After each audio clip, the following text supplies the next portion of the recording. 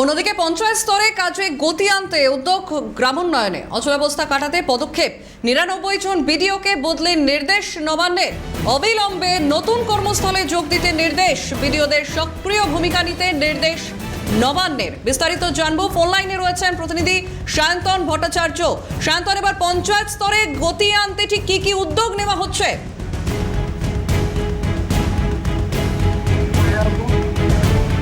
শান্তন, শোনা যাচ্ছে? একেবারে পঞ্চায়েত স্তরে কাজে গতি আনতে এবার কিন্তু গ্রামোন্নয়নের যে অচলাবস্থা তাড়াতে রাখবে ৯৯টি ব্লক, সেই ব্লক উন্নয়ন আধিকারিককে ইতিমধ্যে বদলি করা হয়েছে।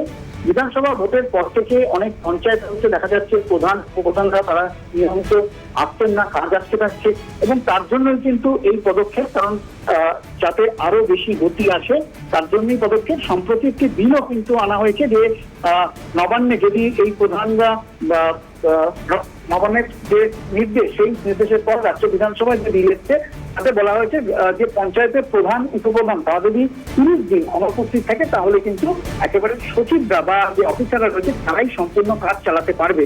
এবং ইতিমধ্যে দেখা যাচ্ছে যে ৯৯ জন অফিসারকে কিন্তু বদলি করা হয়েছে পঞ্চায়েত ও ব্লক স্তরের কাজের মধ্যে, যাতে কোনো রকম ফাঁকফোকর না থাকে এবং সরকারি প্রকল্প যাতে দ্রুত মানুষের কাছে পৌঁছে যায় তার জন্য কিন্তু বিডিওদের বদলি হয়েছে এবং সক্রিয় ভূমিকা নিতে নির্দেশ দিয়েছে।